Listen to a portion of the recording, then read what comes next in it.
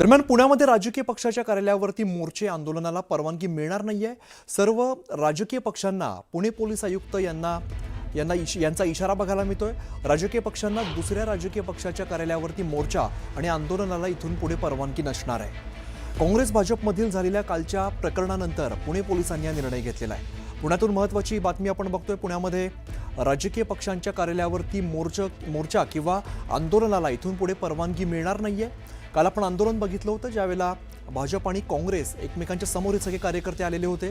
तर सर्व राजकीय पक्षांना पुणे पोलीस आयुक्त यांनी इशारा दिलेला आहे। राजकीय पक्षांना इथून पुढे दुसऱ्या राजकीय पक्षाच्या कार्यालयावरती मोर्चा आणि आंदोलन करता येणार नाहीये, त्याला परवानगी नसणार आहे। काँग्रेस आणि भाजपमधील झालेल्या कालच्या प्रकरणानंतर पुणे पोलिसांनी हा निर्णय घेतला आहे। काही अँटिसिपेशन किंवा इंटेलिजन्स नव्हता की या अशा प्रकारचे आंदोलनमध्ये अशा काही घटना घडतील। आता ही घटना पुन्हा शहरात होऊ नये यासाठी पूर्ण अशा प्रकारचे आंदोलन ठिकाणीचे आढावा घेण्यात येत आहे। याचे नंतर कोणताही राजकीय पक्षाचे कार्यालय किंवा निवासस्थान किंवा इतर पदाधिकाऱ्यांचे कार्यालय इत्यादीवर कोणत्याही प्रकारचे आंदोलनाला परवानगी देणार नाही।